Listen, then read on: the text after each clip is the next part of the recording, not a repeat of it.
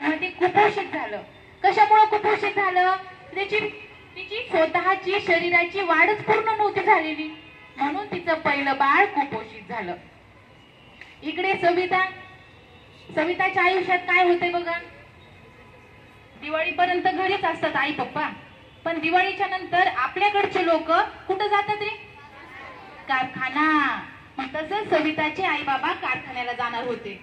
मग कारखान्याला जात असताना सविताच्या आई बाबांना म्हणजे विचार पडला की आपण सविताला कोणाजवळ ठेवून जावं बरं. कारण एकट्या मुली घरी सुरक्षित नसतात. आणि जास्त कारण तर हेच आहे आपल्या बीड जिल्ह्यात लग्नाचं, की जेव्हा आई वडील कारखान्याला जातात तेव्हा मुलींना सांभाळायला कोणी नसतं, म्हणून सुद्धा लग्न करतात. एवढ्या मोठ्याल्या मुली घरी कसं ठेवावं, कोणाच्या भरोशावर ठेवावं, म्हणून सुद्धा ते ठेवून जातात आणि त्यांचं ठेवण्याच्या म्हणजे सुरक्षितता नाही म्हणून लग्न करतात. मग आता सविताच्याही पुढे प्रश्न होता काय करावं. पण सविता जिद्दी होती. सविताने तिच्या शाळेतील सरांच्या मदतीनं, तिच्या शाळेतल्या सरांनी तिला मार्गदर्शन केलं की तू एवढं शिक्षण इथं पूर्ण केलं की पुढच्या शिक्षणासाठी ज्या मुलींना शिक्षणाची आवड आहे पण आर्थिक परिस्थिती चांगली नाही त्या मुलींना शहरामध्ये हॉस्टेल असतात, निवासाची सोय असते, तेही शासन मान्य, आणि या सगळ्या सुखसुविधा त्यांना मोफत असतात आणि या सुरक्षितही असतात.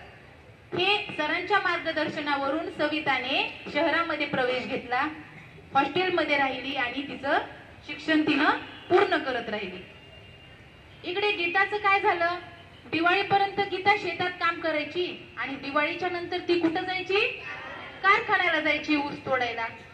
तर पहा, ऊस तोडायला गेलेली गीता ऊस तोडत असताना काय झालं की ऊस तोडत असताना तिच्या कोयत्याचा घाव एका हातावर बसला, दुसऱ्या हातावर खूप सारं रक्त वाहून जाऊ लागलं.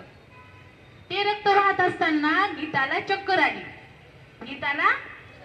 आली. मग तिच्या नवऱ्याने जवळच्या हॉस्पिटलमध्ये तिला प्रथमोपचारासाठी नेलं आणि त्या ठिकाणी प्रथमोपचार झाल्यानंतर जेव्हा गीता हळूहळू शुद्धीवर येऊ लागली, तिनं जेव्हा डोळे उघडून पाहिलं तर तिला आश्चर्याचा धक्काच बसला. कशामुळे बसला संग? हा, तिची मैत्रीण. हा, तुमचा अंदाज एकदम बरोबर आहे. तिची मैत्रीण सविता डॉक्टर बनलेली. मग जेव्हा गीतानं तिला बघितलं की आपली मैत्रीण आपला इलाज करत आहे, तिला तिचं मन भरून आलं आणि तिनं तिच्या मैत्रिणीला कडकडून मिठी मारली आणि ती रडायला लागली. दोघीही रडायला लागल्या. सविताकडे जेव्हा बघितलं तेव्हा सविता त्या डॉक्टरच्या युनिफॉर्म मध्ये, सविताच्या चेहऱ्यावर असं तेज आलेलं, सविता अशी खुर्चीवर बसलेली, मॅडम बसल्यात तसं, आणि गीता शेतामध्ये त्या ऊस तोडायला गेलेली. सविताला गीताकडे पाहून फार वाईट वाटलं. कशामुळे वाईट वाटलं की एकेकाळी एवढी हुशार असणारी गीता, अभ्यासात चुणचुणीत असणारी गीता, दिसायलाही खूप सुंदर होती, आज हाडाच्या सापळ्यामध्ये दिसत आहे आणि तिचा विवाह मी रोखू शकले नाही, म्हणून सविताला खूप वाईट वाटू लागलं. आता इथे गोष्ट संपते. आता मला तुम्हाला प्रश्न विचारायचा आहे की तुम्हाला गीता बनायचंय का सविता बनायचंय? छान, सविता बना. कारण ही गोष्ट नुसता गोष्ट नाही तर आयुष्याचा लेखाजोखा आहे. एक आयुष्य घडलेलं आहे. पुढच्याला ठेच मागचा शहाणा होतो की नाही, तसं तुम्हाला दोघांमधला भेद कळाला असेल, असं घडतं. मग जेव्हा आपल्याला हे कळालं तर आपण शहाणं झालं पाहिजे की नाही. जसं की सविता कोणत्याही भूलथापांना बळी पडली नाही, प्रलोभनांना बळी पडली नाही, लग्न केलं नाही, अभ्यास करून स्वतःच्या पायावर उभी राहिली आणि डॉक्टर बनली. पण गीताने काय केलं?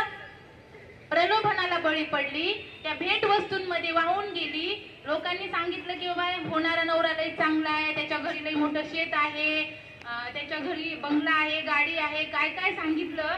तर त्या गोष्टीला गीता भुलली आणि त्या भूलथापांना बळी पडून तिनं लग्न केलं. पण ते किती दिवस टिकलं? 4 दिवसच टिकलं आणि आयुष्यभर तिला काय करावं लागलं? कामच करावं लागलं. कारण कमी वयात लग्न केल्यामुळे तिच्या नवऱ्यालाही नोकरी होती का? दोघही कमी शिकलेले, म्हणजे शिक्षणच पूर्ण झालेलं नाही, म्हणून तिला आयुष्यभर गरिबी सहन करावं लागली, आयुष्यभर कष्ट करावं लागणार आहे आणि आयुष्यभर तिला कामच करावं लागणार आणि आर्थिक परिस्थितीचा सामना करावा लागणार. परंतु इकडे सविताचं आयुष्य कसं झालं? सविता स्वतः डॉक्टर झाली, आई वडिलांनाही आधार देणार आणि ज्या घरी लग्न करून जाईल त्या घरालाही तिचा खूप मोठा आधार असणार. तिच्याकडे आर्थिक गरिबी असणार आहे का? ती आर्थिक दृष्ट्या प्रबळ असणार आहे, तिला आर्थिक गरिबी येणार नाही. मग हे थोडस तिनं दम खाल्ला असता तर हिचं सुद्धा आयुष्य खूप चांगलं राहिलं असतं. म्हणून ह्या गोष्टीवरून शिकायचं की आपण कसं राहायचं किंवा आपल्याला काय बनायचं हे आपल्या हातात आहे. बरोबर आहे का नाही? गोष्ट आवडली तुम्हाला? छान. आता यानंतर आपण खेळ घेणार आहोत.